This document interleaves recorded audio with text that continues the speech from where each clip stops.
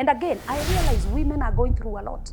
Women are being refined in relationships, in ministry, in career, politics, name it, all around, motherhood. And they don't know how to figure out things. They don't know how to come out. They need self-awareness. They need, they need to be told they can do it. They need to be told they can bounce back. I have been that woman who have gone through series of fire. I can call it that way. Since I was young and growing up in a very humble background, then in my secondary school, my mother got sick and I had to go for secondary school for 7 years. When we fund the church with our personal money, it's very good to do it, but is where you are getting resources flowing, because it stopped flowing, but I continued putting everything I get there. And now I receive a letter. One morning, my watchman calls me around 7 a.m. I wake up. He is like, there are people here. They want to see you. I'm like, give him the phone.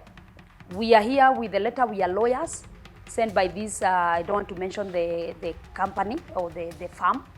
And we are here to serve you with a letter. And immediately I went. The letter was saying, Prophetic City Church, Kasarani, you are trespassing to so-and-so premises, and you are given 21 days to vacate. If not so, we will evict you. Refined woman, defined woman, called for such a time as this. Gone through the fire, emerged finer. Can nobody fight her? And we call her the refined woman. And the most awaited show is right here, the Refined Woman Show. I'm your host, Prophetess Monicah, and I cannot wait to see what the Lord will do through this show, because the purpose and the mission and the vision of the show is to equip, to empower, to transform lives in a positive way. And I assure you, either woman or man, wherever you are, I know it's a Refined Woman Show, but I want to tell everybody that will be watching this show, whether you are young or old, your life will never remain the same again, through the experiences, the stories, and through the refined moments of so many people, great people that we're gonna be hosting. And this show will be happening on every Thursday. My goodness, 8 p.m. Kenyan time every Thursday. That is the time we are going to be hosting you right here on my YouTube channel. Therefore, make sure you subscribe. Make sure you comment, share. If you are here and you have not touched the bell, touch it, so that when we upload something, you will be notified immediately. I cannot wait to see what the Lord is going to do with this show. Are you a premier gang with me? Welcome, and please share. Let people come. Let us, let us premiere together the first episode. I am your host as well. I am your guest, Prophetess Monicah. Why the Refined Woman Show? I have been doing the Refined Woman dates on a monthly basis. That is equipping women, preaching to them. But I came to realize monthly it's longer. What if we have it on a weekly basis? On a platform that everybody, because the monthly one, it's physical. On a platform that everybody at home, out of the country, wherever they are, they can be part of this. And I felt I can do it on a weekly basis, and I can do it on a platform that every person, every woman, or even men that are watching me can have this show that will equip them, transform them, empower their lives. And again, I realize women are going through a lot. Women are being refined in relationships, in ministry, in career, politics, name it, all around, motherhood. And they don't know how to figure out things. They don't know how to come out. They need self-awareness. They need, they need to be told they can do it. They need to be told they can bounce back. They need to be told they can do whatever they are doing. They can wear a lot of hats and still make their destinies become and their purpose become. So I figured out, what can I do to equip these women in a better way, more than what I've been doing? And that is why the Refined Woman Show was birthed. And we launched it in December 6th during our high tea. So it's going to be running every Thursday, 8 p.m. Kenyan time. Be right here so that we premiere together. I'll be bringing several women, not only me, I'll be bringing women that have gone through refination, women that have gone through fire and they came out, women that have gone down and they bounced back, women that have been in the edge of death, but today they are living testimonies. I'll be bringing a lot of guests that are going to equip us, empower us, actually, all round, in finances, in career, in ministry, motherhood, womanhood, wife. I will be bringing all sort of women around the globe that will just equip us and empower our lives. That's why the Refined Woman Show. The Refined Woman name, it's personal to me. I have been that woman who have gone through series of fire. I can call it that way. Since I was young and growing up in a very humble background, then in my secondary school, my mother got sick and I had to go for secondary school for 7 years. And then after secondary school, I got married immediately. I have a baby. Then the marriage is no longer there after a year. And then I had to do odd jobs. I had to become a hawker. I had to clean clothes. Musione hizi makucha, nimeosha manguo. Clean clothes for people and do odd jobs. And live in Mathare, again Huruma, again Kibera Line Sabah. So I have gone through fires. The series of fires. And then it is so personal. And then I was like, okay, I want to talk to a woman out there. How can I talk to them? And then this came into my head. I can talk to them through my story. And actually, that is the best expression that I have of myself equipping people through what I have been through. Because people really want to see you go through something and come out and talk about it. Not the other way around. People believe so much in someone that have gone through something as they testify. Experience, it's one of the best teachers, and people want to relate. They don't want you to tell you.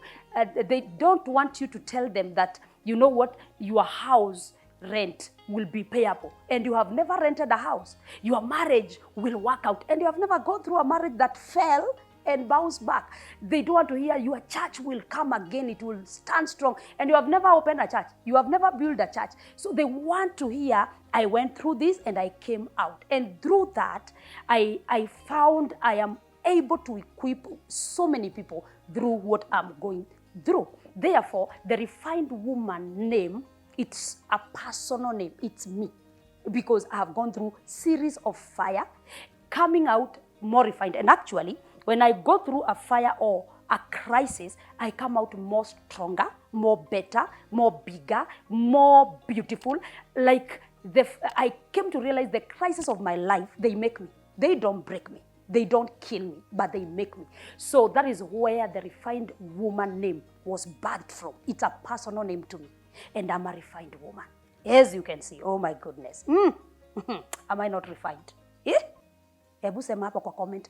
Bado muna premier na mimi ama mlienda? Are you sharing? Can you call people? We are about to get hotter. So call people. Let us gang here and premiere together. Remember, you subscribe. If you are watching me and you have not subscribed, surely, just give me that gift, 2026. Ama namna gani? Yeah. Woo, the high tea. My goodness. 6th of December is historical. I just remember that day and I feel as if I'm in heaven. The high tea was awesome. It was big. It was beautiful. The reason why I came up with the high tea, I came to realize there are women I'm leaving behind. There are women that are not born again. They will not come to the Refined Woman date that I preach every month. There are women that are in business setup, corporate world. There are women that are not a setup ya kanisa. Like, I am leaving a lot of so many women. And I thought, what can I do to bring all sort of walks or all walks of life women, from the big to the small, the business, the corporate, the career, the pastors, the politicians, the women out there that don't go to church and they love God and they also need to be empowered and equipped. And then I realized if I call it the Refined Woman date, it's the normal date that I do. So There are women that will not appear. If I call it maybe a business forum, I'll attract only women in business. If I call it any other name, I will attract the only past people in the section that I mentioned. So that is how I figured out. How can I bring all sort of women under one roof?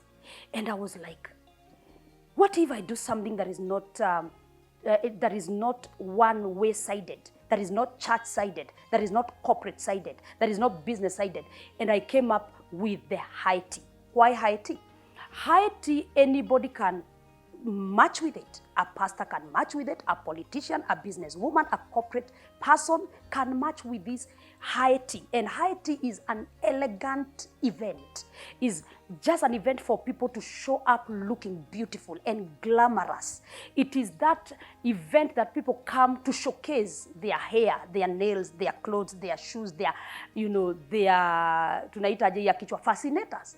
So I thought of one event that can hold every woman from all walks of life. And then I said high tea. And to my shock, people have been waiting for such things in Kenya.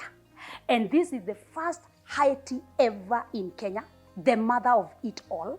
They call me nowadays the queen of fascinators. Mbona sina fascinator leo haki? Msijali. I'm wearing it very soon. Anyway, that is how I came up with the high tea, because I felt it accommodates every woman out there from all walks of life, married, single, divorced, searching, left, married and whatever. All those Madagodanios, all those women, all of them, happily married, all of them, they are able to come to this boat that is called the high tea. So that is how the high tea was born. And actually, when I was doing the high tea, to be sincere, I didn't expect something big. I had my target of 100 women. Actually, 50 to 100, I was okay with it. And I was feeling like I need to come back before the year is over. After the church was demolished, I've been quiet the whole year, done nothing, hosted nothing. So I felt before the year is over, let me tell people I'm still there. Hi, guys, I'm still there. And then it escalated. To God be the glory. It became something big. Something that was bigger than me. Actually, it is bigger than me. The high tea, as we talk right now, it's being managed by a committee of more than 20 people, because it's no longer my thing. I just dreamt it, I gave birth to it, but it belongs to the society, it belongs to the people. Mine is just to be there, the face of it, but there are people driving it, because it became big. I never expected that. Thank you, Lord, for surprising me. Oh my goodness. I cannot wait to see the next high tea. Do I tell them where we're gonna be? We will tell them before the end of this video. Stay there. Labda tunakuja kwenu. Stay there. Ndio muanze kutayarisha fascinators na mapema. We gonna shine. This time round, we know now what is a high tea. We gonna rock it. We gonna kill it, man. Wacha niachie hapo.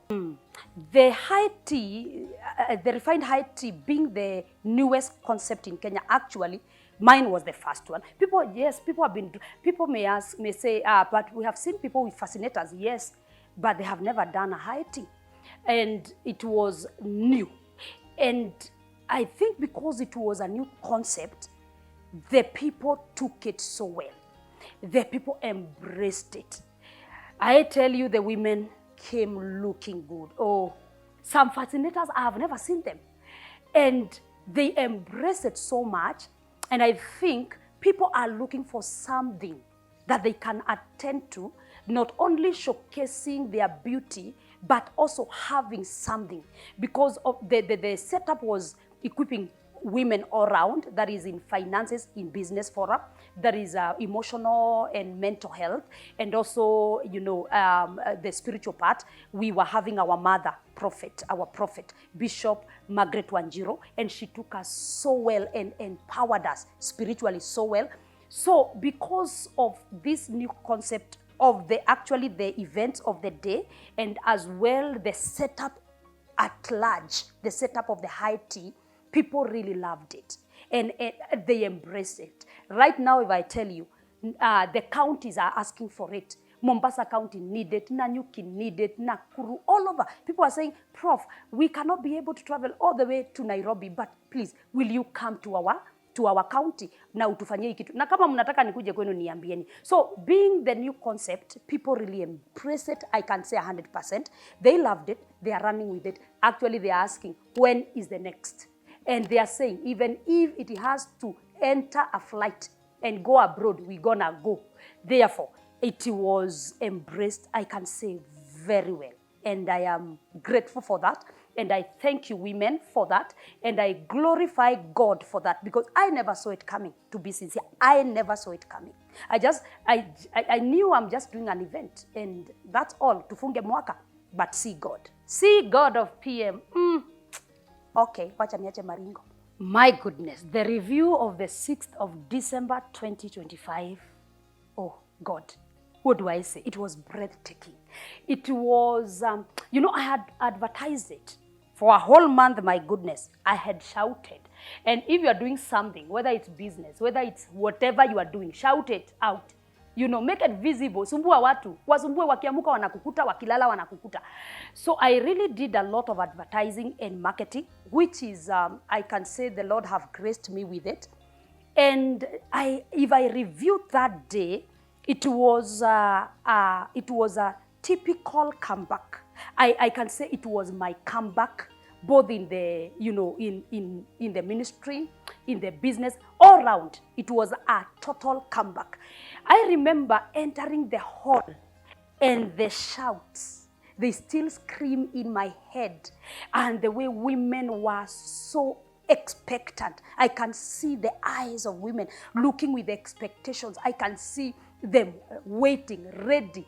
And actually, we got even an overflow on that day. We got like another 100 women on that morning. It was, I can say it was a good problem. We had a problem because we had even to rearrange. How we had arranged, it could not fit. The women came even that morning.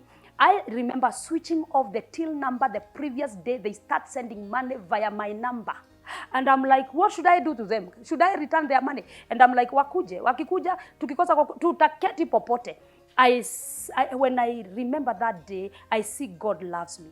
I see there is a possibility, 100% of bouncing back. I see there is a possibility of building again, being refined and become.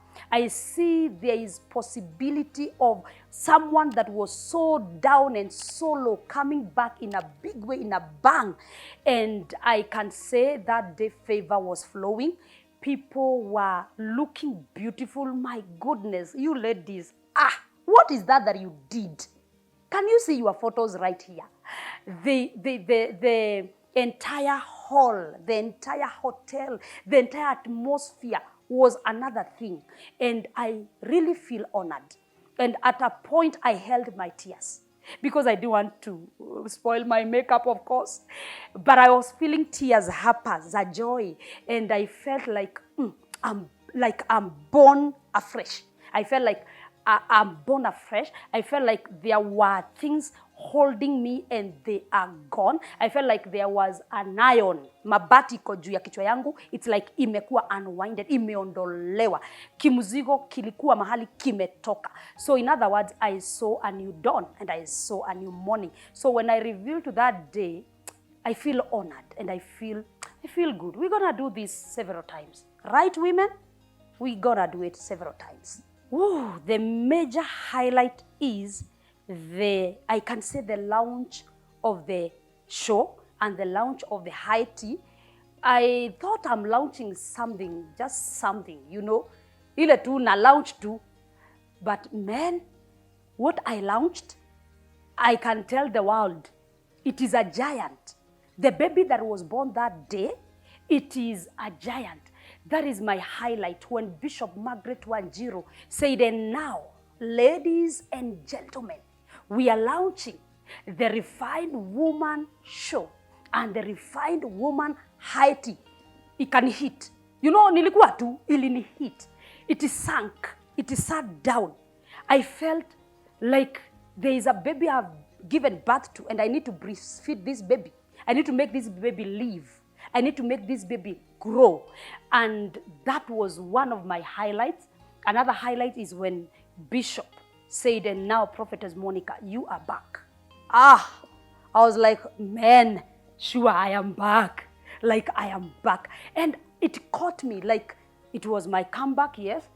But to me, it was not my comeback, but it became my comeback. I don't know how to explain it, but I didn't expect too much or too big, but it became too big.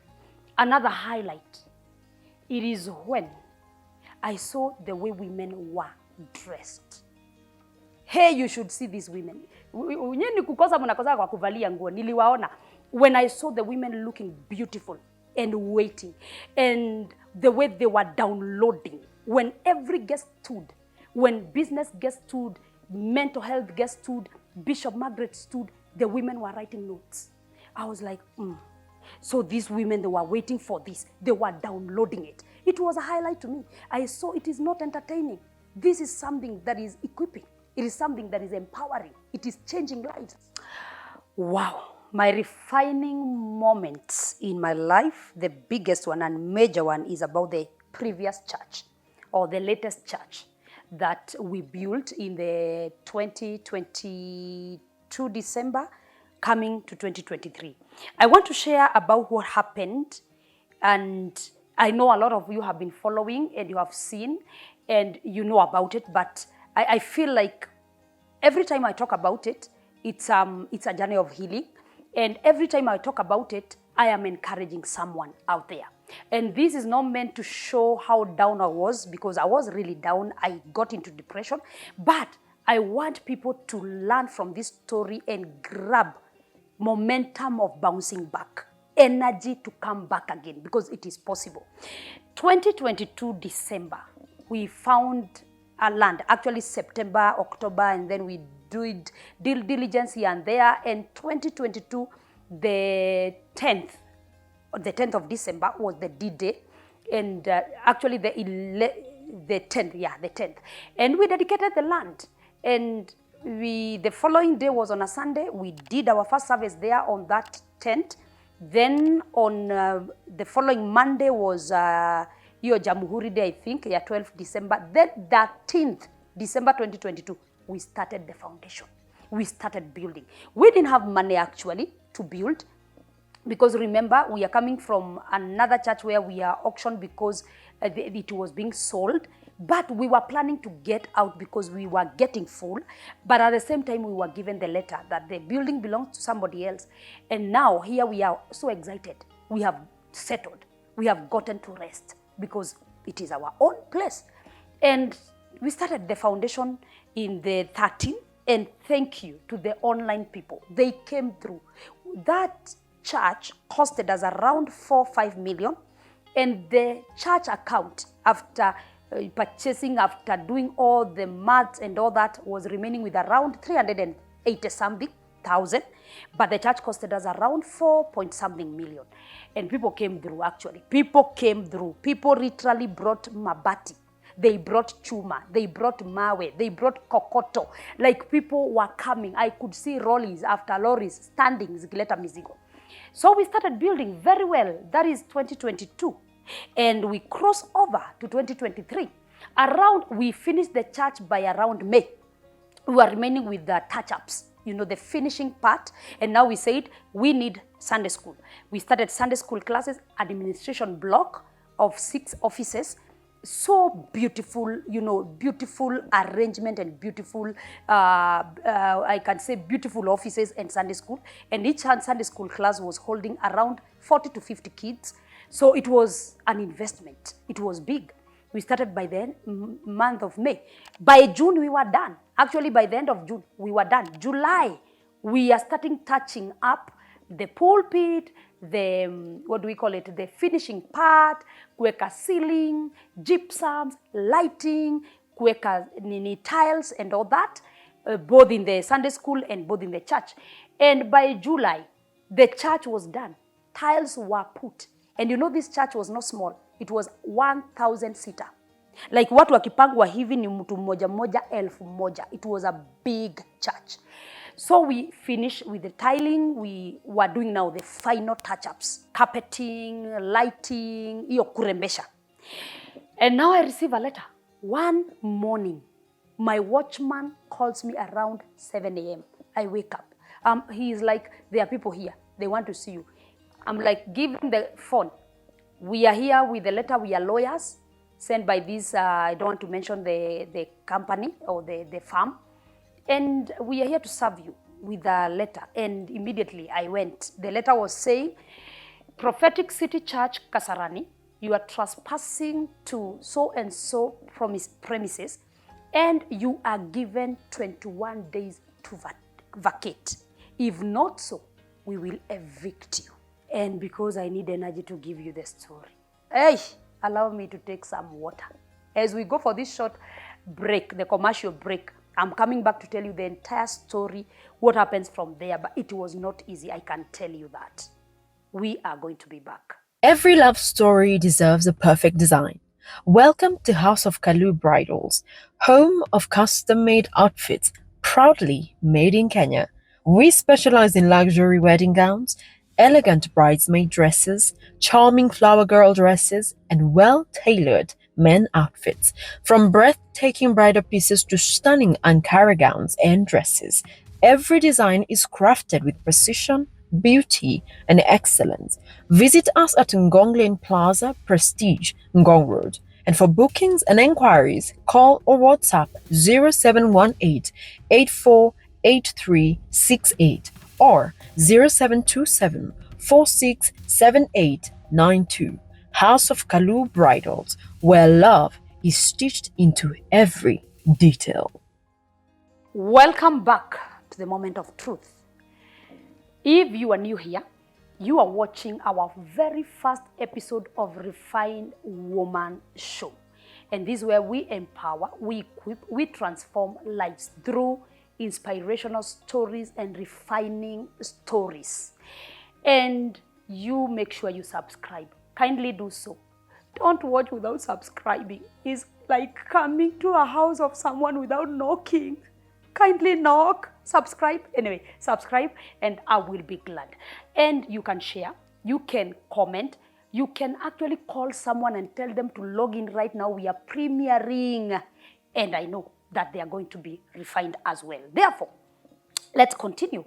We are given a letter and it's addressing the church to vacate in 21 days.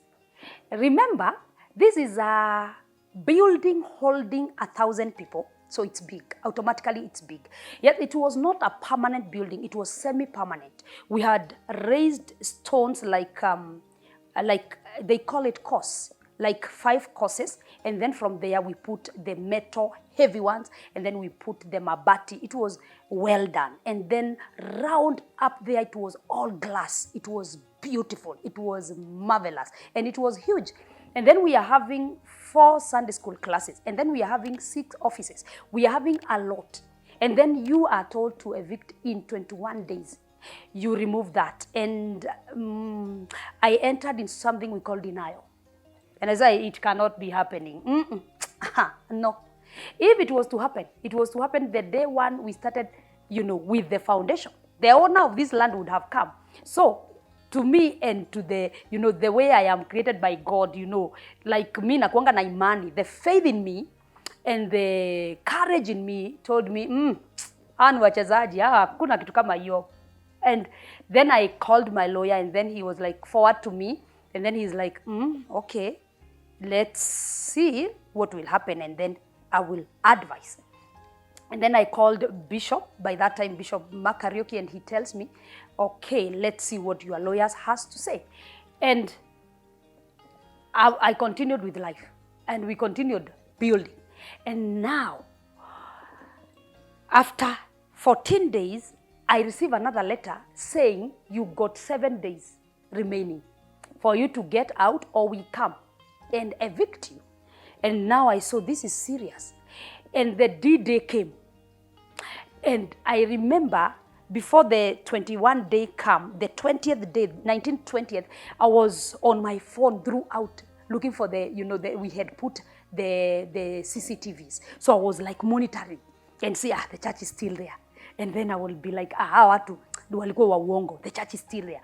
On the 21st, on my CCTV from 5 a.m. I didn't sleep. 5, 6, 7, 8. I see 2 tractors standing at the church premises. I'm like, tumeisha. Very quickly, I called my lawyer and actually we had 3 lawyers by that time, and told them what is happening, and quickly we appealed. We had to appeal because now we don't know these people. We don't know what they want. We have documents. People may ask, Prophetess, when we were doing this purchasing of this land or whatever, didn't you do due diligence? We did. Actually, with 3 lawyers, we did. We had original documents. That is the Kenya we have. I'm so sorry to say this, but that is our nation. That you can be holding original documents and another one is holding original documents. How? I don't know. So now we appealed and we made it a court case. And that is when the journey of court began. The July 2023, we started. The chaos were too much. Number one, I had to tell the church what is happening. I will not keep them in darkness, and then something happens, and then they are like, Pastor, why didn't you talk? Why didn't you tell us? So I started with my leaders, and I told them, and we really prayed. We were praying. Let me tell you, that year we prayed. That year, every Friday we were praying. Chain prayers. Every day there was a team that was praying. And now, after I announced to the leaders, now I had to announce to the church, the entire church. And when I announced to the church, there are people that never took it kindly or smoothly. There are people, we are created differently. The way I am, I think because of issues of life, the shock absorbers in me can handle. So there are people that never handled it well. And I can tell you this, following Sunday, I think they felt like church is going down or church in Aisha, like I figured out. And the following Sunday, my goodness, like 100 people never came. I think they thought we will be demolished, like there. They didn't understand. Either I didn't tell them well, or maybe they never got it right. I don't know. But from that time, shake-up started. And pastors can attest that when you are having issues in the church, there are people that do not take issues. They want smooth life. They don't want to hear there is a court case.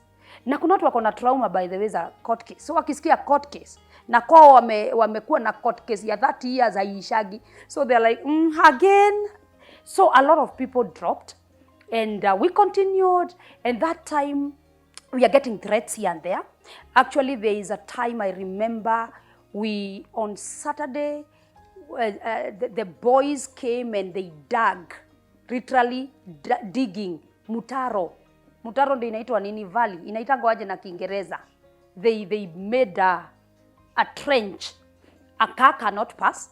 Even you cannot pass. I cannot jump the other side. And just to make sure that we are not going to church the following day. And I also called people and wakaweka daraja, the way we will go to church tomorrow.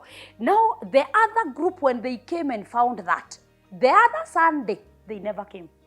So the church, the environment was really harsh. The environment was very toxic. And I can tell people don't like toxic environments. Yeah, me also, I don't like it. It drains your energy. And the environment became so harsh. And now, the church was shrinking every day. Every day. The church is shrinking. We sat down with the leaders and we came up with a solution. We said, what we can do, we shift from this place, go to a neutral place until the court ruling comes. And that is how we landed in Nairobi City Center, because we looked for halls everywhere, Kasarani, because we wanted to be in Kasarani for the sake of people. Because we are based in an estate, we wanted to accommodate everybody. We didn't want to go somewhere that people will use bus fare and all that. But we did find. So we said town is neutral. And because I began town, in the year 2017, 2018, 2019, I was in town, and the city by that time, it was good, it accepted me. So we thought, you know what, let's go to town. And we found, actually where I began 2017 is where I went. And then after a few, because we needed something like permanent kiasi, somewhere that we are going to be leaving our equipment, somewhere we can do meetings, even morning devotions and lunch hours and all that, we found another place. Within a month, we had shifted to a bigger place and our own place, whereby we are not sharing with anybody. Where we were previously, we were sharing. So therefore, we had to remove our equipment every time we do the service. It was hectic. Equipment zilikuwa zinaharibika. So here where we are going, it's a setup, it's a rest. And we started. The time we were going to town, we were around, let's say, 170, 150. And that time, there are people that I'm paying for bus fare. Because they are like, Mom, I want to come to church, but I don't have bus fare. They were neighbors of the church. Some of them, they are not having works, jobs. Some of them are casual laborers. They are waiting for their salary ifike mwisho wa mwezi na hapati pesa mingi vile ati atakuwa na fare every Sunday. So I remember I used to pay for around 40 to 50 people every Sunday morning, bringing them to church and taking them back to Kasarani. So that is money. And people were tired financially. Remember, we are coming from building. And these are the same people that were building. Yes, online church helped us and all that, but washirika pia. I remember we were having an in-house inaitangwa merry-go-round. Like today we say elder so-and-so, you are the guest. And then we come that day, we raise money, we are able to pay rent, we are able to pay this, we are able to pay that. Now people are drained, including Prophetess Monicah. Finances started, being a problem to us. And this time round, everybody was tired.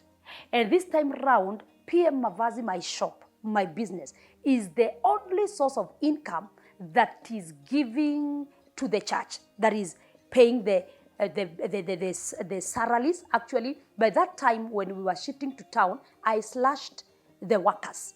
We were half of the workers that we were in Kasarani. And again, I slashed their salaries, because I was not able to cater for. And I thank God they understood. And the rent is here. Now PM Mavazi, my business, is the sponsor of everything, because people stopped giving. Not because they want to stop, because they don't have. We have come from 1 year of nothing but building. These people are drained. So hata sadaka ikitoka, sadaka ikiwalipia watu wenye nafaa kulipia fare, ilipe tu hivyo, inaisha. Haibaki kitu, sadaka inalipa fare ya watu na inaisha. So it reaches a point, my shop now became so drained, I had not paid rent for, that was the 6th month. Because every money I'm getting, naipigililia kwa church.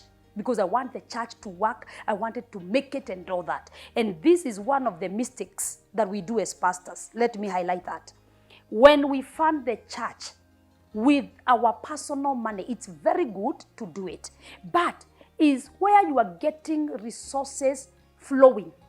Because it stopped flowing, but I continued putting everything I get there. To a point, I told people I could not afford 500 to buy milk in my house. To a point we took to Rungi, black tea, and Jabali was so excited saying we are taking blackcurrant as tea today. Little did he know that I didn't have money to buy milk. So what I can say, it's good to fund the work of God. It's good to, to be a sponsor, because you have to become a sponsor number one if you're a pastor. But again, it's good to check your life. It's good to check, is where I'm getting this money flowing enough to cater for me and to cater for the ministry? I never checked that. So the business was shut down. The shop was shut down. And the shop has no good quality stock. Hata nikifunguliwa leo niambiwe niuze, haina stock, imeisha na imefungwa. So I'm there, no income, and I don't know what to do. So in the month of November 2020, 24. I went and sat down with the management of the building and I told them I'd never paid October because we didn't have rent. We are starting November and I am telling you for free, we do not have money. And I don't want you to auction our keyboard and our camera and our drum set and our guitars. The only option we have is for you people to release us and let us go. We figured out there with leaders and all that, and we finished whatever the building was owing us. We paid the October. Now from November, that was the second week. We don't have nothing to pay, and I became open to them. And it's good to accept. When it is not working, it is not working. It is not doing, it is not doing. Wacha kukwamilia hapo, utakufa na pressure. And now they told us, it's okay, Pastor. They were like, you can stay. We can, we can negotiate the rent and all that, but they will negotiate. Now, watuondole, for example, even 20,000 or 50. But where are we going to get this that they want from us? We have nowhere. By this time, people have really left the church. By this time, I'm not able to pay bus fare for the people. So everybody that I was paying for, the 50 people stopped coming to church. So by this time, we are around 100, we are around 70, 80 people, 90 people. Wakati watu wamekuja sana, 100 people. And these 100 people, many of them are not having stable jobs. So you're not expecting them to support and pay the church. They come and they're looking at you, Mom, if you can give me 50 bob, nirudi nyumbani. And I felt that is the break point, the breaking point of me. Let me take you back. August 2024 is when the church was demolished. The case was closed in July 2024, 1 year exactly. And it favored the first buyer. And we were given 21 days. But I negotiated with the court and I was given a month. And that time I remember it's the time kulikuwa na migomo ya Gen Z. And I remember we started kubomoa and migomo ya Gen Z was all over. And they wanted even to come, the goons, wanted to come for our metal, our nini. We had even to hire police. It was hectic. You are hiring police, wasimamie na huna pesa ya kuwalipa. It's like, and then the church, the town church is also not doing really well because you don't have money to fund. And at that particular moment, PM Mavazi is closing down. So a lot is happening at once. Like a lot is happening. I had a lot in my plate. It was overflowing with a lot of crisis. I didn't know how to go about it. I didn't know who to call, who to talk to. And that particular moment, the people that you thought, sijuka niseme ama nisiseme, the people that you thought will stand with you and go with you to the grave, they will take your bullets, they will be there for you. They are the people that left. They are the people that even didn't pick the calls. The people that were, I can say they were supporters, they left. So pastors, it's normal. It's normal for people to leave. It's normal for them to go. And people do not care about you. They care about what you are giving them. That is what I learned from that lesson. Now this moment, the church is demolished in August. September, October, I am paying the church personally. Me as Monica with my business. And that business is already shut. So it's a small Kenya umejiwekea kakaisha. And now my break point or my breakdown was November 2024. Because I could not pay rent. And now I told these people we are shutting down the church. I told the congregation we are shutting down the church. We will start online services.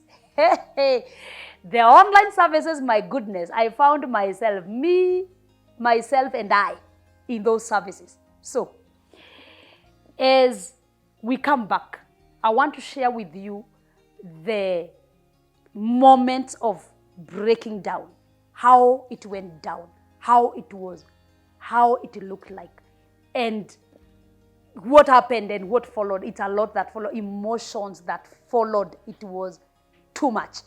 Let me sip a glass of water because I don't want to cry in this video. I have decided I will not cry because God have bounced me back.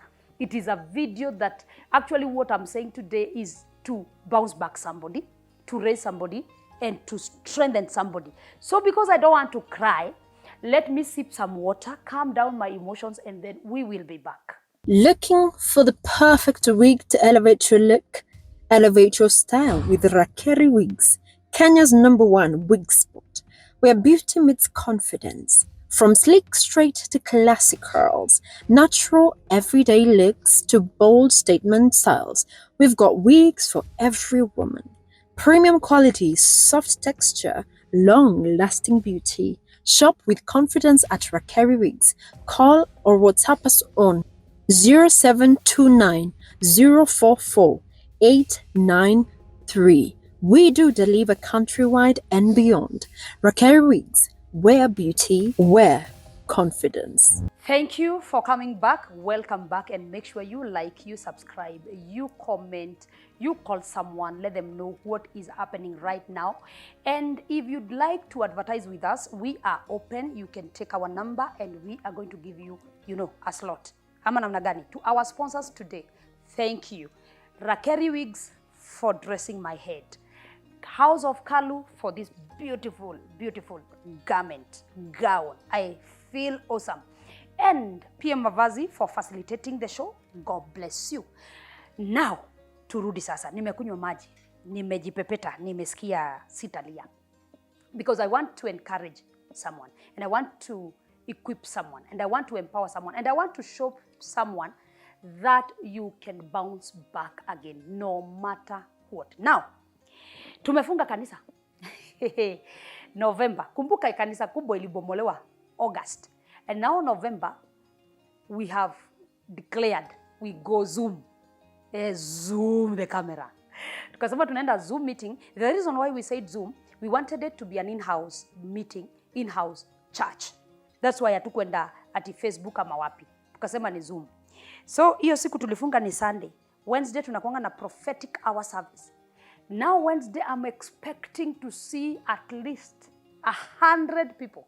Yeah, because remember, when this chaos began 2023, we were around 400. We were clocking 500 people before the case ends and all that. We were many. So I'm expecting angalau tukue na washirika because we have advertised it very well kwa group zetu za WhatsApp. Angalau 100 of us or even 50. But let me tell you,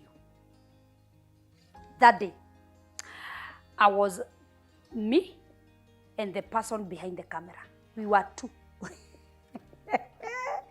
I waited. I logged out. We called people. We wrote on our groups. Hey, tuko live, tumeingia live. Nakumbuka, we had sent them the link to join, like in the morning. So they knew 8 p.m. we are having a service. So by mobilizing here and there, 7 people came. These 7 people, there was no leader, there was no deacon or deaconess, there was no praise and worship leader, no ushering leader, nobody that was a leader. They were congregants, washirika. Unaona wale washirika hata wengine huwajui. Hao ndio waliingia watu 7. So I was so down. That is one of my lowest day preaching. I was like, God, okay. So what is happening?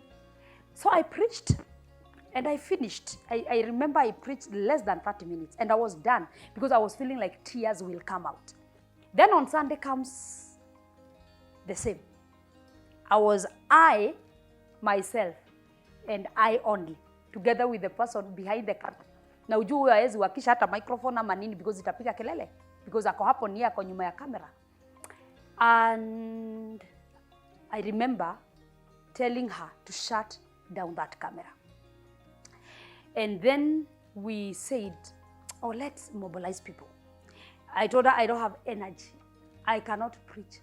I took the makeup, nikatoa wig, and I entered bed and I slept. And from that moment, I started sleeping on Sundays. kulala, yani kulala fofofo. And I'll tell you, usingizi ilikuwa inakuja. Unajua ukiwa na depression, kuna vile tu mwili yako inakuanga inataka tu kulala. I tried, I said, okay, Zoom imekataa. Let me try maybe Facebook. Facebook watu watakuja wengi. You know, they want to know what happened. So they will come up to 300 people, 400 people, 500 people. Ukifika 10 minutes, wako almost 1,000 people. But the questions, PM, what happened to church? Oh, we are so sorry, we saw what happened. Nilikuwa kwa church yako ya tao, nikapata imefungwa. The questions, the comments were breaking me. So I said, I'm reading the comments, and then I was preaching, and then I'm diverted because what is this? Like, I don't know what is happening.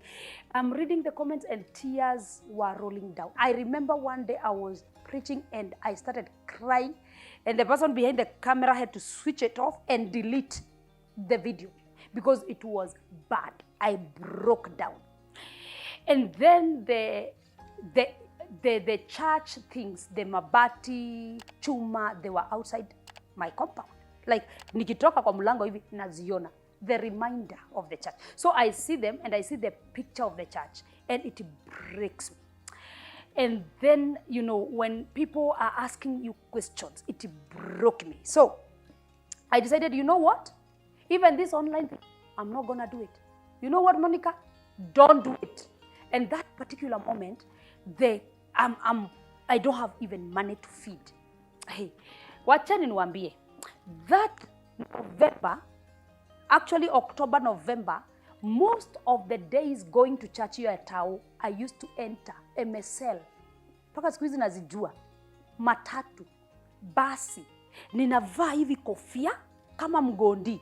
Navaa miwani, navaa mask, navaa jeans na kijacket. Ninaenda. Nikifika Tao, nikifika kwa ofisi, I change. I put now the preaching clothes and I put the makeup and I put the... Nikimaliza natoa wig. Ninaweka mask na miwani na ni usiku. Ninaweka kijacket kiangu narudi nyumbani. That's how low I was. Like, I could not even afford an Uber. And that particular moment, I did not have even a car. Remember when we were buying the land, when we were doing what? I had to give out the cards for the church to come up. So this particular moment, I have been using Ubers. I don't have nothing. I cannot ask for an Uber. I cannot, even if you give me a car, I cannot fuel it. Like 100 bob was so precious to me because hiyo ndio fare. Niende nifike Tao. Kusipotolewa sadaka ya hiyo 100, sijui nitarudi aje nyumbani. That is the moment I didn't have even money to buy milk. That is the moment one packet of unga meant the world to me. Like, nikiwa na unga, napiganisha mahesabu huko, nikienda kwa estate, nitaenda kwa so and so, nichukue spinach hapo nje, nikatekate skuma, tukule. That is the lowest. I think I have been having lowest moment previously, but I think this was one of my lowest moments ever in life. That particular moment, business is not there. Nothing is there. So November, tumefunga kanisa, online imekataa. Facebook, watu wanakuja wananiuliza maswali, nasikia kukufa. So I said, even this one, let me stop. And I said, that is the time. I remember when the church was being demolished in August, I went and sat down. I was watching fundis as they bring down the church. And I told God, you know what, God? Me and you, we are done. I'm not going to preach. I told God I will not backslide because I love you and I want to be born again. But me and preaching, we are done. I am not preaching again. And I told God, you got billions and billions of preachers in the world. You can as well use them. And I told God, you never called me. And I know you never called me. And I told God, you conned me. Like Jeremiah, the way Jeremiah told God, you conned me. Mungu ulinikon, ulinipika chenga. I was so angry with God. And I told God, you know what, God, me and preaching, we are done. I'm not a woman of God. Even that particular moment, let me take you people back. I tried changing my name on Facebook. To the miracles of God, I don't know. I don't understand. It refused. Actually, it was locking. It was telling me someone is trying to hack your page. and it will bring a lot of emails, and it will refuse, and it say, we cannot change that name at this time. Try again later. I tried again and again, like 3 times. It refused. And today, if I want to change a name and go and say, I want to change, it is accepting. I wanted to call my name Mama Jimmy Jabali. Or I wanted to call myself PM001. Something. Like, nitoke huku kwa Prophetess Monicah. So that time I was so angry with God, and I told God, me, preaching, I will not preach. And then that same day in the evening, I was in church. So I went and I repented. I told God, I'm so sorry. I know you called me and I will preach, and I preach. But when now we closed the church in November completely, online ikakata, kila kitu ikakata, I told God, me and preaching, we are done. And you know what, God? I will never preach.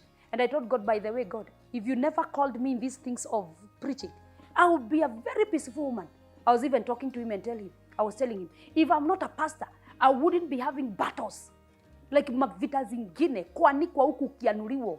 Umeanikwa na huyu, umeanuliwa na huyu, umeanikwa na huyu every time. Like my life is so, how can I put it? Is it sensitive or what? Like, maisha yangu inajulikana, nikifanya hata kitu, iwe mbaya, iwe mzuri, everybody anaipelekesha. I'm like, God, kama ningekuwa mwanamke wa kawaida tu, mama mboga, ama nikuwe tu niko na dobi yangu na fuliaga watu manguo, ama nikuwe tu niko na supermarket yangu na uzianga watu, ama nikuwe tu niko mahali na uzianga watu nywele ama nguo, mi hizi vitu zote hazingenipata. Lakini angalia, hii maneno yako ya kuhubiri, ona mahali imenifikisha. And I was done. By the way, 2024, me, I was done with preaching. So I thank God, because, well, I don't know. Anyway, that particular moment, I remember the depression was real. I remember I was not able to wake up, brush my teeth, eat. I didn't want to see my children. I didn't want to see nobody. I didn't want to hear anybody. I shut my phone. Nikaweka flight mode. Nikiona kama mtu ananitafuta, ninaizima, ninamblock. I didn't want to see anybody or hear anything. I just wanted to be left alone. And it was a moment of reflection. And I was like, okay, Monicah, the church is gone, the business is gone. Now what are you gonna do? And I remember several cases in my life, which I will highlight. I remember one day I was deported from Cameroon. Unafika hivi airport, chwa, the next flight unarudishwa kwenu Kenya. I remembered being auctioned, a very beautiful mortgage I was paying for 2014, 2015. I remember being auctioned, the mortgage and my car at the same day. So I remembered, I took back my head and remembered all the times that the Lord have saved me. And I said, Monicah, if you survived that, you can also survive this. I collected myself back. I started looking for a way to bring the business back, because number one, I needed stability financially. Because sasa, hapa watoto wako karibu kufungua shule. January is not very far. Yes, nilikuwa nimelipa school fees ya hiyo mwaka mzima, but now the next year is coming. And like, by that time, my son is doing his Form 4, Jimmy. And by that time, I don't have nothing, like sina hata food. So I had to collect myself together. I started calling. Nifungulieni duka. And you know what? Hakuna mtu alikuwa ananisikia. Supervisor sijui kama ni manager wa kwetu kwenye duka yangu iko. Hata hakuwa ananisikiliza. Namwambia nifungulie, nitoe sijui nguo chache, nifanye videos, niuze, nilipe. Ananiambia, pastor, siku ile utapata pesa, nipigie simu. Na anakata. Oh God. It's called life. And in that moment, I went to the bank, talked to my bank, and told them the reality and what has happened. And they could follow and see my business was doing really well until wakati maneno ya shake up ya church ilikuja. And that is how I borrowed something. And that is how I started. The moment I paid the rent and nikaitisha mzigo ya kwanza, a woman called me and told me, Prophetess Monicah, I saw what happened with your church. And I have a token just for you to buy your kids a small shopping. She sent me good money. I was able to bring muzigo after muzigo, muzigo after muzigo. And that is how business bounced back. I want to encourage someone. Maybe you are there at dilemma. You are down somewhere in darkness. You don't know how you're gonna come out of that situation. You are wondering, where is your life heading to? I have come to tell you, after you hit the bottom rock bottom, naitagwa rock bottom, after you hit down there, after you hit the, the basement of the basements, there's nowhere else you can go. The option is only just to bounce back. Hakuna mtu anaangukaga na anaanguka. Like ukishaanguka, uwezi anguka tena, ulishaanguka. So the only option remaining ushaanguka ni kuamuka tena na kusimama tena. There is no darkness that comes for 365 days. Darkness comes for 8 hours and the light come. After darkness ya maisha yako imekuwa imenoga, imeshika vizuri. The fact is, the light has to come. The fact is, when you are so down there, you have to come back up. Uwezi ishi hapo chini. Lazima utasimama tena. Na uwezi anguka, after umeanguka, uwezi anguka tena. Like, hakuna kwa kwenda tena na uko chini. The only option in life sometimes, it is rising again. The only option in life sometimes is keeping it strong. And if you're in that situation, I want you to keep it strong. And in all these battles of life, something I've never allowed the devil to steal from me, it's called hope. Because I believe them that believe in God, they do not mourn, they do not cry, they do not go down as if there is no hope. We believe in Christ, the hope of glory, our hope of glory, Jesus Christ. When you are down there in the crisis, still hold on to God. I tell you, in one way or another, God comes. He bounces you back. You stand again. And I have told you, you can never go down after going down. You can only come back.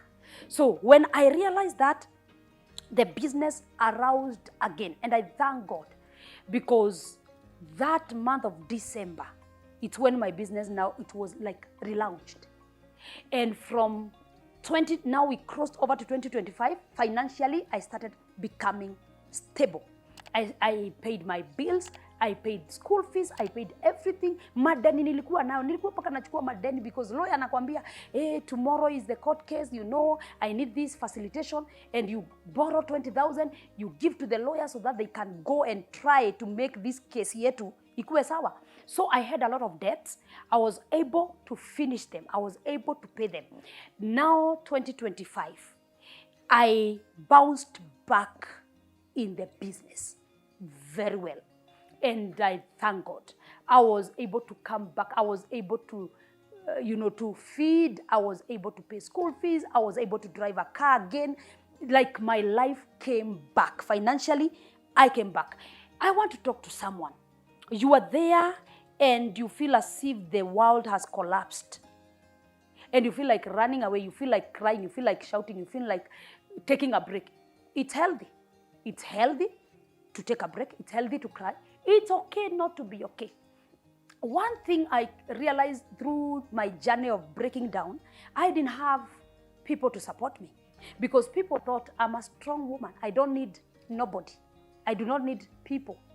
Actually, I remember people calling me and texting me and writing me messages. I admire your strength, woman of God. You are one of the strongest women I've ever seen. But I tell you the truth. The other day I wrote it on Facebook and I said, that particular season, especially from August when the church was demolished, coming all the way to the end of the year, I needed a hug. I needed someone to tell me, PM, it's gonna be okay. I needed someone to tell me I'm walking with you. I needed someone to hold my hand, not even to give me money, to hold me and know there's somebody. When I go like this, there's somebody to push me. Wakuniambia we huanguki, inuka. Let me talk to the strong people. Sometimes it's good to be vulnerable. Sometimes it's good to go for therapy. Sometimes it's good to let people know how you're feeling. But the problem is, people do not understand strong people. They see they are strong and they cannot break. That is the problem I went through. Everybody in my life, including my family members, nobody knew the magnitude of the brokenness I was carrying. Nobody knew the magnitude of the tears. You cry and they tell you, hey, usili. Sasa ukilia tutafanya? There's someone who asked me that. Sasa PM ukilia si tutafanya nini? Si ukilia tutakufa. Like, they see me like that person that is not supposed to break, the person that is, allow people to break, allow us to be vulnerable. Even the strongest, they reach their end. Even the biggest, they reach their end. And I can say this, it's good to create social capital. And not only social capital that takes from you. After that I realized I had social capital, but they just take from me. I had people that I could lend them money. But this particular moment I need money, they are nowhere to be found. I will call them and they tell me, I'll call you back. PM, I'll call you back. And they don't call. I realized I had people surrounding me only to take. I am not benefiting from them. And I decided from that moment to build social capital that is helping the both sides. We are benefiting, both of us. The person is benefiting and I'm also benefiting. Build social capital that can lift you when you are down there. A social capital that can lift you when you need help. And that time people left, church members left, my friends left, my fellow pastors left. Some of my fellow pastors took the congregation. We naona kwetu kumeisha ni aje? Kujeni hii side. Huku ni kuzuri. May God bless you. I know you. You think I didn't know? I know you. And I even hug you when we meet. Because sitaki grudges. Hawa watu si wangu. Ni wa Mungu. Anyway. What was I saying? I was saying this. We create social capital that can help us. If you're a strong person, let yourself break when you need to. Allow yourself to go through it. Allow yourself to cry. If you need to cry for healing purposes. And one thing, pastors, put your family first. My family was the one that was holding my hand. Jimmy and Jabali, they're the ones that were telling me, Mom, don't worry. Don't worry, Mom. Imagine you rise again. They were there with me like this. My father and my mother, my mom, may the Lord bless you. They were bumper to bumper with me. Mom was telling me, kufunga kanisa sio kuisha, si kusema ati anointing imeisha. And they held me. They were there for me. They were lifting me. So family. Tuangalie familia, because sometimes we preach and forget about the small family at home. We want to protect the big family at church and we forget. So pastors, take care of your families. Work on your mental health as well. Because by having the background of a counselor, because I've done diploma in counseling psychology, it also helped me. When I was broken, when I was in the verge of getting to depression, I could tell I am going down. I am depressed. I am not okay.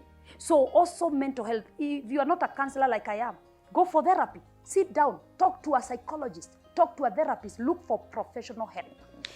So my low moments have taught me to bounce back. As I said, I was once deported from Cameroon. And I was auctioned a car and a house 2014. And the loss of my grandmother as well. Those I'm sharing about the refining moments that have made me who I am today.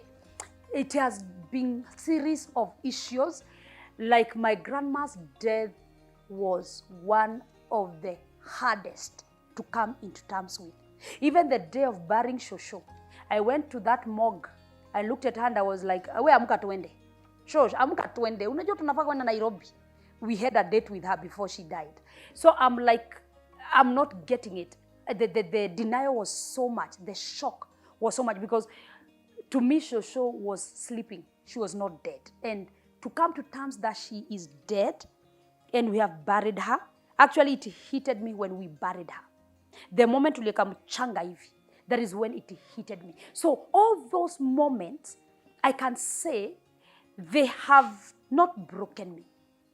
They have refined me. And that is why when now the big bang came, because this, for the church, it was a big bang. I don't think there is another big thing that can come to me. I don't think. Maybe death, and God forbid. But I don't think there is anything in life that can shake me right now. Where I'm standing at, the stamina, the shock absorbers, I think ziko na mizizi. So I can say this. Anything we go through in life, we call it a refining moment. Anything brings us down, because I have been there down. When I say down, it's down. Like down, there's nowhere else to go. When you're in that moment, remember one battle the Lord fought. Remember one healing the Lord did for you. Remember one miracle the Lord did for you. Let allow our crises and problems make us instead of breaking us. Let allow them to make a foundation of bouncing back. And I want you to know that every crisis, problems, downfall that we go, we walk through, it is not to finish us, it is not to kill us, it is to refine us. And that is why this show is here, to bring people that have been refined in one way or another.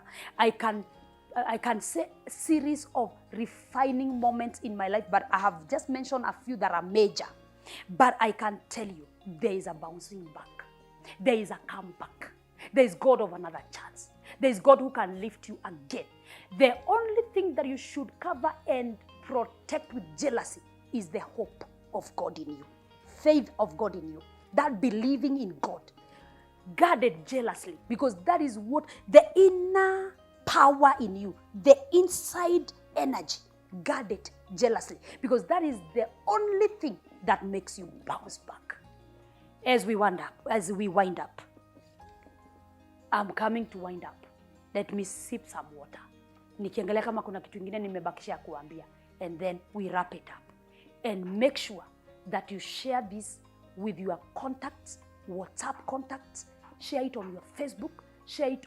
Just take this link and share it somewhere, because I'm telling you, there's somebody that just need to hear this and their lives bounce back again. Therefore, as we come back. Looking for fabulous outfits for every occasion? From elegant dresses to stylish tracksuits, from official wear to relaxed casual looks, we've got it all straight from Turkey. Premium Turkey wear, crafted for quality, comfort, and class. Visit us at Biashara Center Kasarani, ground floor, shop A5. Call or WhatsApp us on 0710 300 200 to place your order. We do deliver countrywide and even abroad. Dress your best, feel your best, let your style speak for you. PM Mavazi, discover the new you. Welcome back, and I believe that this story is really empowering someone, equipping you, transforming even your mindset. And I just want to speak about the key, highlights or the key lessons that I have picked through the life of being refined. Work on yourself. Because if you do not work on you mentally, emotionally, that you are able to connect with you, that you are able to rely on your own strength, because sometimes we are so empty, we need outside sources to bring the energy to us. So work on you, work on your finances as well.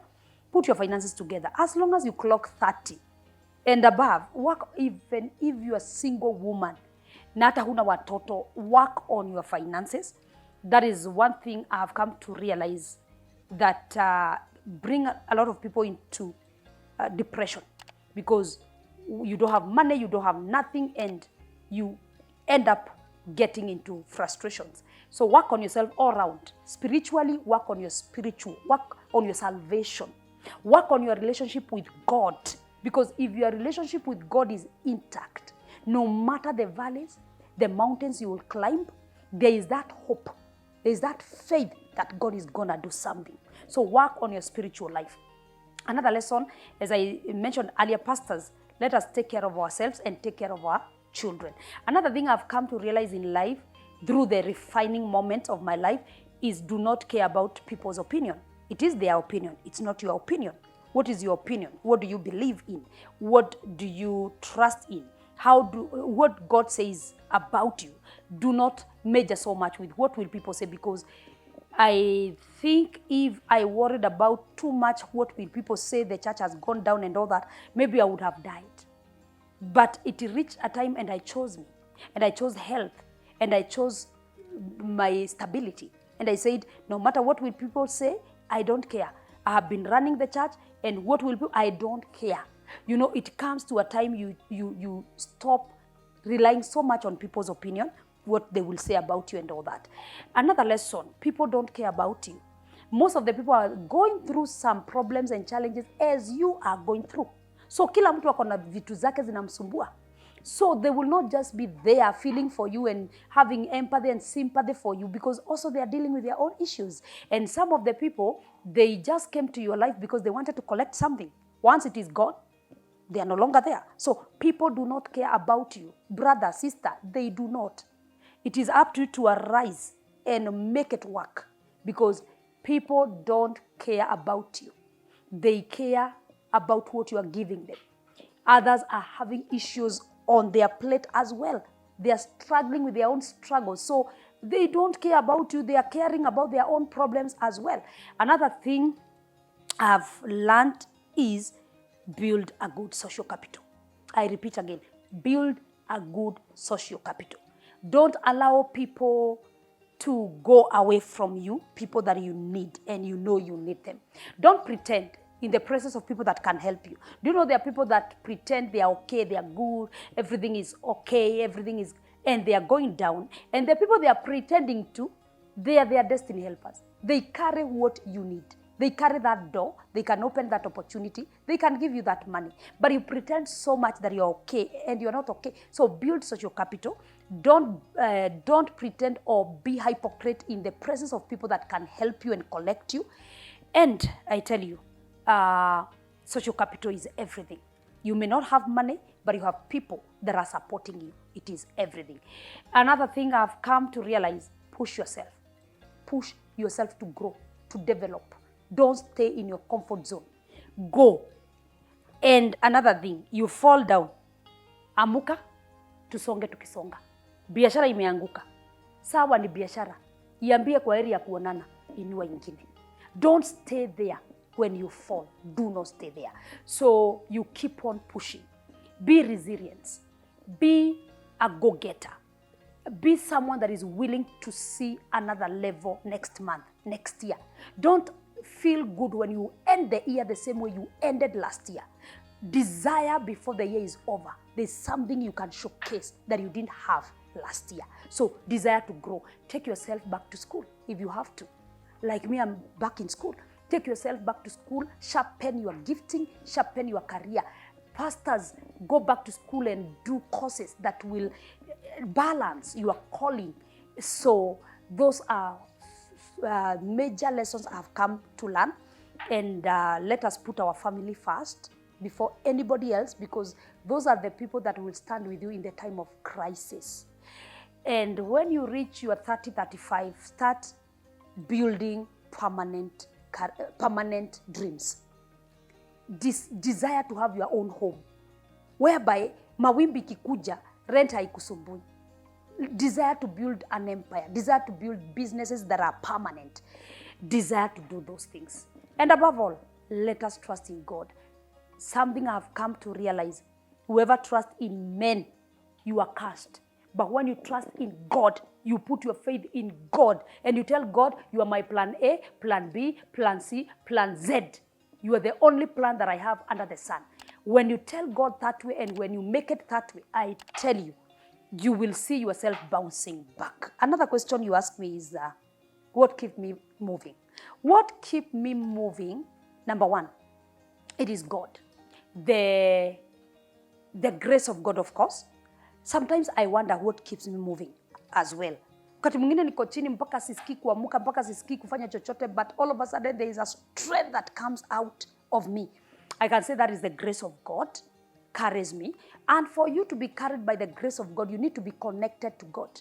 You need your relationship with God to be intimate. You need to be close to God so that even when He speaks, you can hear. When He says go this way, you can hear. So the grace of God, of course. Another thing, I hate poverty. I'm brought up in a very humble background and I landed in Kibera, Mathare. I hate that life whereby tulikuwa tunakula makanyagio ya kuku. I hate it. So because of hating poverty so much, I must arise, bounce back, look for money, do business, do what I have to do to feed my children and to take them to the best schools, by the way. I said, ile mimi sikupata napatia watoto wangu. So that one also, especially in business, it keeps me waking up. I wake up very early Because when I remember, naamuka najigonga we Monica, okera, amka, go do work. And another thing that keeps me going is my children. My 2 boys, Jimmy and Jabali. These boys, I desire to give them something. I desire to leave a legacy to them. I desire to leave empire of businesses to them. Like PM Mavazi, it's a family business. One of them will be a CEO and own it and carry forward, because the fashion house is gonna grow, whereby we are bringing our own labels.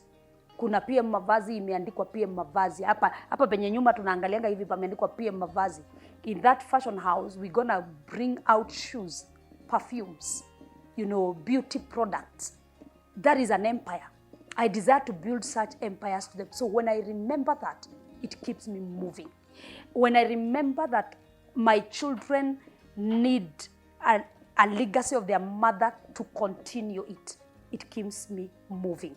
And when I remember those children, they really need good life more than I had, and they really need to be better than I am, it keeps me moving, because I desire that I drove my car at an age of 26, but I desire Jimmy, as he turns 20, he will be driving his first car. I desire Jabali, as he turns 18, he'll be driving his own car. I desire when Jimmy is turning 24, I gift him a house of his own. So when I remember, those are the things that keep me moving and keep me going.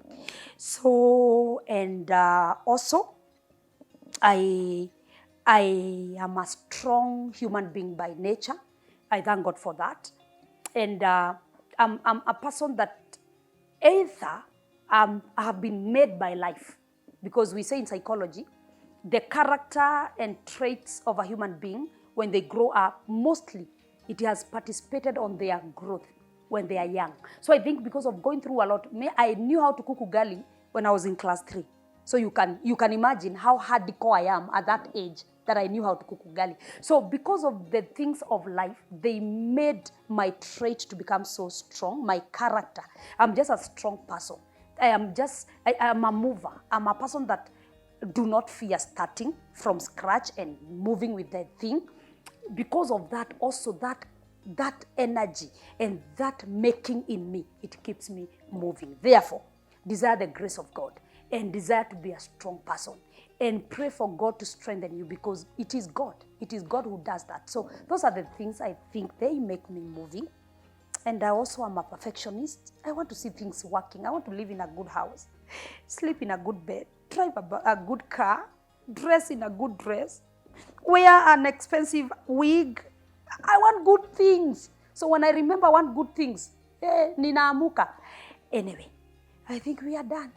And I want to let you know that this is just the first episode. Episodes are coming. Episodes are coming.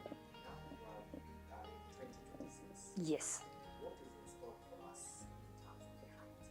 What is in store for us? Number one, as I started by saying, the Refined Woman Show will be airing every Thursday. That is here on my YouTube channel, God willing, maybe on one of the TVs in Kenya. And now the high tea. Are you even ready for me? You guys, you my guy, are you ready? For the high teas, by the grace of God, I want to be doing it thrice in a year, quarterly. That is quarterly. I want to be doing it in April, August, and the climax December will be in Nairobi. So the April and August, it will be on the counties, in the counties. For example, in the month of April, we are going to Nakuru. Nakuru, oe, muliwin. Tulipiga kura, Nakuru ikawin. So the month of April, we are coming to Nakuru. So I want to be doing it to counties, that is April and August. Then December, because it's the mother of them all, we do it in the city center, in Nairobi city center, God willing, KICC, because we saw the first one, the way people came and we had an overflow. So we don't want that overflow again, because we want to be, we can set up kazuri, hatutaka haribiwe tena. So that is what we have for the high tea. Are you even ready? Sasa tukitoka Nakuru, twende wapi PM? Semeni hapo kwa comment. Mnataka tukuje wapi? Watu wa Mombasa naona wanaitisha sana na Nanyuki. Tutaangalia between Nanyuki and Mombasa. Tutaangalia, but ebu votini hapo chini. So that is what we have for the high tea. And high tea, without a fascinator is not a high tea, it's a low tea. So we want people to prepare with their fascinators. If you have to custom made yours, you got to do it. Because this time round, we up the game. We have to. So prepare your fascinators. Because in the month of April, we got a high tea. So that is what I have for the high tea. We will be having quarterly. Is it 3 or 4 months? Every 4 months. Yeah. For the Refined Woman show that will be coming every Thursday, how can people share their story? If you have a story that can encourage someone, let me put it this way. I don't know whether I will sound rude or I don't know. But this show is not a show to come and, cry, pity party. You are here, you're just crying and all that. I'm sorry if I'm hurting someone. I know there are shows like that whereby you come na unatoa yote. But this show is meant to equip people, to empower people with the stories, with the refining moments people have been through. So this show will be hosting people that have gone through the fire and they came out. And the fire never finished them, but the fire created a business for them. The fire created a career for them. The fire created a ministry, political career, corporate career, whatever it birthed. I want people that have gone through fire and they birthed something. Those are the people we will be hosting on this show. Why? Because it is meant to empower people. It is not meant to feel sorry for people and pity party and woye. And with all due respect, actually, I'm saying this with all due respect because I'm given the vision by God, and the vision is to empower people. You cannot empower people when you are there. You empower people when you have gone there down and you have bounced back here up. So it is meant to do that. Therefore, do you have a story that if you share it here with us, it will empower someone? I'm looking for those stories. The email is down there. We have written you the email. Please share your story on our email. Our email is going through your screen. Share your story. Is it health story? Maybe you became sick and you are down there, you are at the verge of dying, and today you are alive. Is it marriage? Is it financial? Is it going through auctioning and building something and it collapsed like the way we did the church? Whatever the case it is, please share with us. We want somebody that have gone through it all and you came out strong. That is the person we are looking for. Please, the email is there. Send your story there. And I know it will encourage someone. We will host you right here on this seat and you tell us your story, encourage and empower someone out there.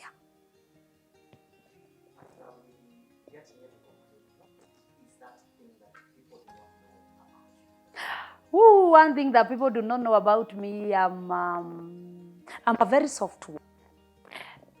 I think a lot of people don't believe that and they don't know that part of me. Actually, me, I'm a baby girl. Lakini watu wanaonanga the strong part of me. And actually, this has added into disadvantage to my life because people see a strong woman. They are in love with a strong woman, including men. They're in love with a strong me, the Prophetess Monicah. But they don't see the nyambura in me. So one thing that you do not know about me, I'm a soft girl. I'm very fragile. I'm very softy and loving. Mimi ni kasichana kadogo na uko ndani. Kuna kitu ingine hamjui kweli? Kuna kitu ingine, hiyo ingine hamjui nitawaambia next time. Now, what is your parting shots as you go? And also telling people what to expect. The parting shot as I go is this. If you're down, don't remain down. If you're down, pick yourself up and bounce back. If you have been there for a while, tell God to give you grace. And I pray for you wherever you are. May the Lord give you grace to bounce back and to come up in Jesus' mighty name.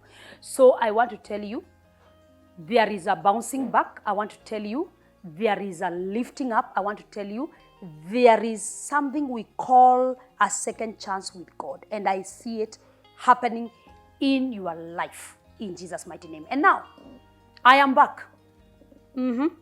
Yes, I am. PM, are you back? Yes, I am back. Where? In every area. Everywhere I am back. So if you see me hosting high tea, come. You see me hosting a refined woman date, come. You see me with a church, come. You see me do business, buy from me. Anything you see me do, I am back. And the devil will regret messing with me, because this time round tunakanyaga shingo na tunakata na tunavunja na tunaua. I am back like never before. I am back like I never left. And this time around, no man, no demon, nobody will bring me down again, in Jesus' name. And now we have come to the end of our first episode of the Refined Woman Show. And you know what? We're going to be doing this every Thursday, 8 p.m. So you don't want to miss next Thursday, because the guest of next Thursday, man, hey, I will not tell you. Tutaona na nyinyi tukipremia. Therefore, see you next Thursday. And thank you so much for liking. Thank you for subscribing to my YouTube channel. Na kama bado, do it. Subscribe, please. Give me a gift. It's New Year. Na pia to share hii video. Share. And God will bless you. You have been watching the Refined Woman Show with yours, lovely girl, beautiful queen, Prophetess Monicah. See you there.